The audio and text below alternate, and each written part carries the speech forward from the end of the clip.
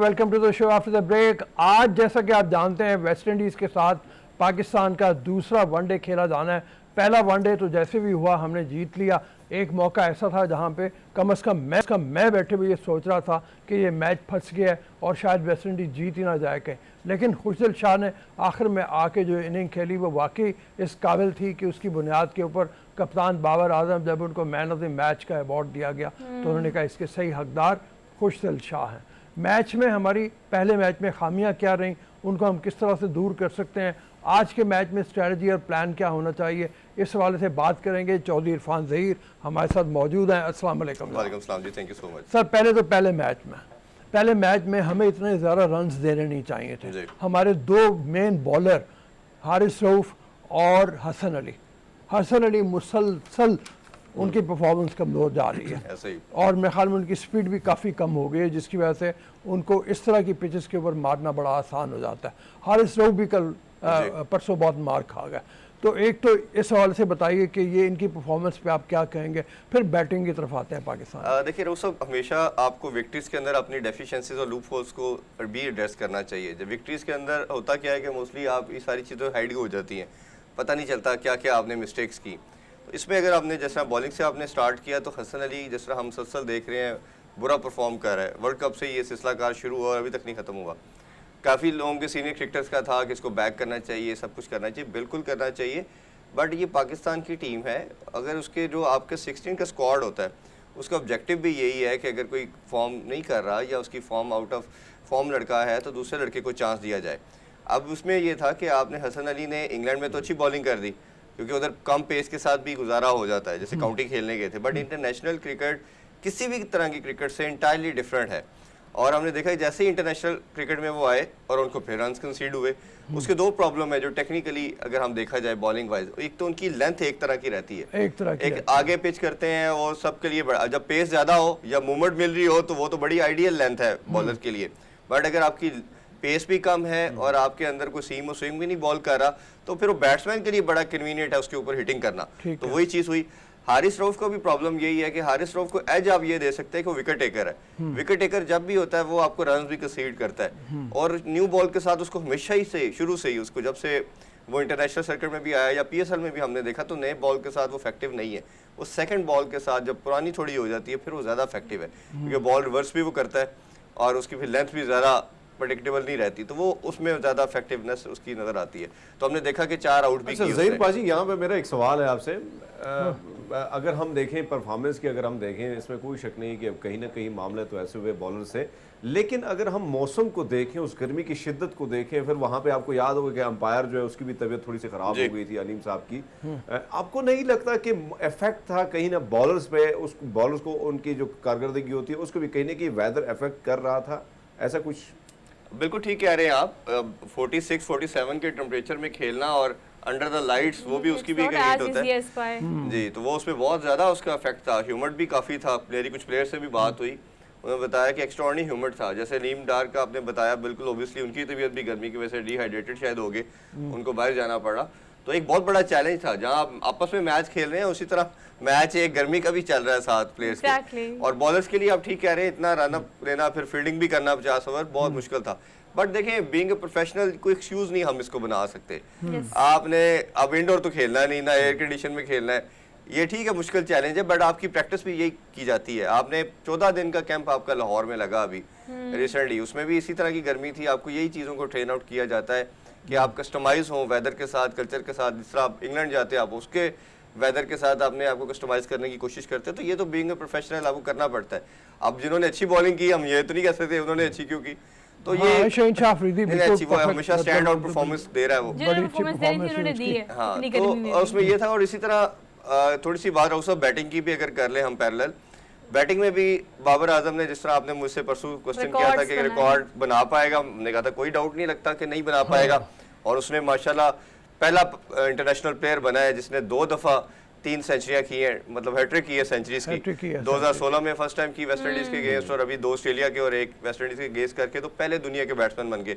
फिर वो विराट कोहली का भी रिकॉर्ड उन्होंने as a captain highest run score break कर लिया, तो मामला का रिकॉर्ड जी उनका भी रिकॉर्ड ब्रेक कर लिया। तो ये तो सारी खुशाइन सारे बॉक्सेस को टिक कर दिया उन्होंने। एक बॉक्स वो कंटिन्यूसली 7 साल से इंटरनेशनल क्रिकेट के अंदर हैं खाली और छोड़ रहे यही इसके ऊपर हम डिस्कशन भी करते हैं, क्रिटिसाइज भी करते हैं कि वो मैच फिनिश नहीं कर पा रहे।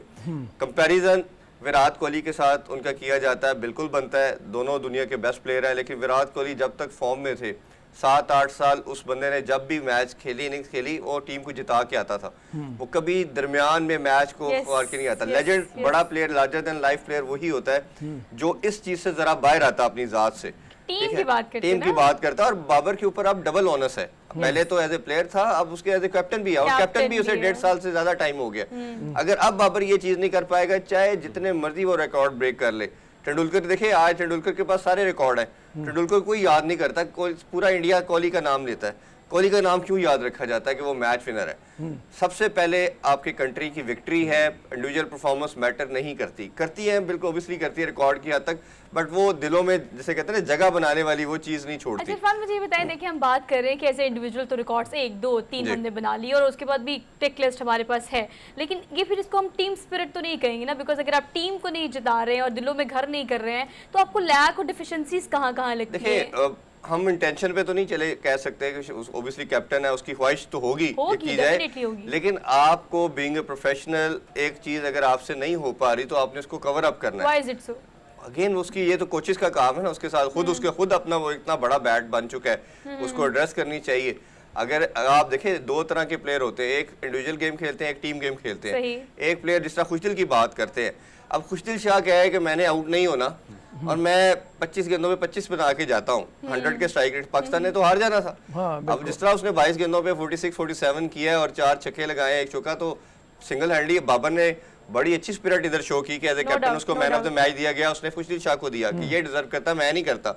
वो बिल्कुल ठीक बात थी और बड़ापन भी था उनका कि उन्होंने अपने उस प्लेयर को क्रेडिट दिया जिसने मैच जिताया। बट ये हर प्लेयर की कोशिश होनी चाहिए।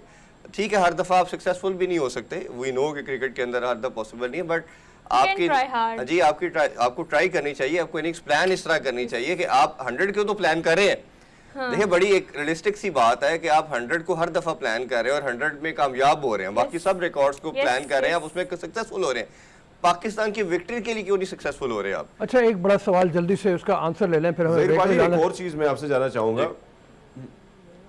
जी हरमीत पाजी, हमने देखा कि मिडिल ऑर्डर के हवाले से अगर हम देखें, मोहम्मद हारिस की परफॉर्मेंस भी आपके सामने है, लेकिन अगर हम देखें तो वो लग ऐसे रहा था कि उनको उसी तरह वो चांस नहीं मिला। उसके बाद मोहम्मद नवाज और शादाब भी आए और उसके बाद हसन अली पैड पहन के वो बिल्कुल तैयार रेडी बैठे थे, इसकी क्या वजूहत? ये सबसे वाइटल और इम्पोर्टेंट क्वेश्चन आपने किया है, ये बहुत इम्पोर्टेंट, मैं कल से 2-3 शोज पे ये बात कर चुका हूँ।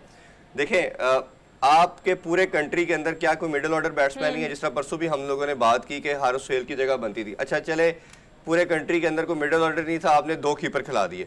अब जब खिला दिए तो हमारा रऊफ साहब इतनी टिमिड अप्रोच है, हम एज ए नेशन इतने डरपोक हैं कि शायद मेरी कोई जगह ले लेगा। सब जानते हैं कि रिजवान नंबर 1 कीपर है, आप उस बच्चे को कीपिंग करवाते हैं, उसको कॉन्फिडेंस देते। आज आपने उसको खिला के और उसको मैसेज क्या दिया कि अभी तुम इस काबिल नहीं हो कि तुम कीपिंग कर सको, तुम बहुत पीछे हो, रिजवान पहले है। एक उसको लेट डाउन इधर किया, फिर बैटिंग में उसका 4th नंबर का स्लॉट था, आपने उसको जब बैटिंग आई उसको चांस देना चाहिए था। वो बच्चा अच्छा खासा प्लेयर है, उसको खिलाते, उसको कहते जाके ट्राई करो। वो इस तरह का नहीं था कि वो रोक के खेलता और फंसता। यस, आपने शदाब को इंपॉर्टेंस ज्यादा दी, आपने खुशदिल को ज्यादा दी, आपने नवाज को ज्यादा दी, उसको मैसेज दिया कि अभी तुम इंटरनेशनल कमोडिटी नहीं हो। आपने उस बच्चे का सारा कॉन्फिडेंस को पूरे शेल में ले गए। अब आपकी इस अप्रोच को चेंज करना पड़ेगा, आपको नेपोटिज्म से निकलना पड़ेगा। देखें ये छोटी छोटी चीजें आप जितना मर्जी हाइड करें छुपती नहीं है। आप जब दोस्तियां निभाने के लिए जाते हैं तो आप एक्सपोज हो जाते हैं, ठीक है। तो बाबर आजम के ऊपर मैं बार बार कहता हूँ, वो कैप्टन है, कैप्टन ऑफ शिप है, सारी responsibility end of the coach पे भी नहीं आती, कैप्टन पे आती है, क्योंकि प्लेइंग 11 का अब राइट भी बाबर को दे दिए गए हैं, तो डिसीजन भी कैप्टन का होता है। तो आपको इतना कॉन्फिडेंस उस बच्चे को देना चाहिए था, कीपिंग में भी मेरा मानना है। और कोई भी नहीं कहता, अगर मेरा ख्याल है कि बच्चा वो तीनों मैचेस में परफॉर्म भी करता, फिर भी कोई ना कहता कि रिजवान को पीछे करे, क्योंकि रिजवान के पीछे 2-2.5 साल की परफॉर्मेंस है और बहुत एक्स्ट्राऑर्डिनरी परफॉर्मेंस है। तो इतना थोड़ा रियलिस्टिकली आपको चलना चाहिए। और आप इंग्लैंड की मिसाल ले लें, बटलर, और आपको पता है कि वो दूसरा ब्रेस्टो खेलते हैं, बटलर उनका हमेशा मेन कीपर रहता है। किसी मैच में वो बाहर बिठा देते हैं, कुछ करते हैं, रेस्ट दिया जाता है, बट जैसे ही बटलर आता है बटलर ही खेलता है। इधर ऑस्ट्रेलिया की आप मिसाल दे दें, इवन न्यूजीलैंड की मिसाल दे दें, तो उनको एक टारगेट किया होता है, उसको प्लान किया होता है। हमारी अप्रोच ये है, किसी लड़के को चांस दिया, हसन अली की मैं मिसाल दूंगा कि हसन अली को क्यों नहीं बिठाया जा रहा, धानी को खिलाएं, धानी अगर परफॉर्म करके तो धानी को बिठाएंगे किस तरह बाहर। देखें ना, बड़ी क्लियर अप्रोच है। अब किसी को बुरा लगता है लगे, लेकिन ये रियलिटी है कि आप अपने बच्चों को जो 16-17 का स्क्वाड आप लेके जाते हैं, जिसकी परफॉर्मेंस नहीं हो रही, उसको आप डोमेस्टिक में भेजें, उसे परफॉर्म करके दोबारा आए। चले नहीं आपके अंदर इतनी करे डोमेस्टिक की भेजने की, उसके डगआउट में तो बिठा सकते हैं। जो बच्चा फॉर्म में है उसको तो खिला ले। लेट तो ये हिम बहुत डू बड़ी वाली बात है। पॉलिसी, लेट हिम प्ले वाली अच्छा, पॉलिसी सिर्फ थोड़ी सी। जल्दी से क्विकली, मतलब ये है कि आज की स्ट्रेटजी क्या होनी चाहिए हमारी? या व्हाट इट वुड देखिए, मेरा फिर अभी मानना ये है, लेकिन मेरा नहीं ख्याल इसमें कोई चेंजिंग करेंगे, सेम प्लेइंग 11 के साथ जाएंगे, शायद तीसरे मैच में चेंजिंग करें। मेरा मानना ये है कि हारिस को थोड़ा अपर, क्योंकि वो ओपनर खेलता है, वो ऊपर खिलाना चाहिए। अगर नहीं भी तो उसको एटलीस्ट बैटिंग देनी चाहिए और कीपिंग में भी चांस देना चाहिए। चेंजिंग तो मुझे कोई नज़र नहीं आ रही। और लास्ट इस चीज़ में ये है कि दोनों टीमों ने एक चीज़ देखा है कि सेकंड बैटिंग थोड़ी सी फंसती ज़रूर है। बैट पे आपने देखा बॉल नहीं आ रहा था, लेकिन दोनों की स्ट्रेंथ बैटिंग है इस टाइम, दोनों टीम्स की। तो जो भी टॉस जीतेगा, लास्ट टाइम तो छोड़ो मिस्टेक होगी, बट अब जो भी टीम टॉस जीतेगी वो पहले कोशिश करेगी बॉलिंग करे, बैटिंग चेस करने को प्रेफरेंस देंगे वो। बड़ी मेहरबानी, थैंक यू सर। टेक्निकलिटी खैर डिस्कस कर ली है, बट लेकिन हमारा मकसद तो ये भी था कि हम जरा मिलके सेलिब्रेट भी कर लें इस विक्ट्री को। Thank you so much being here, good to see you. हमने एक छोटी सी ब्रेक लेनी है गाइस, हम वापस आते हैं। Keep watching, good morning public.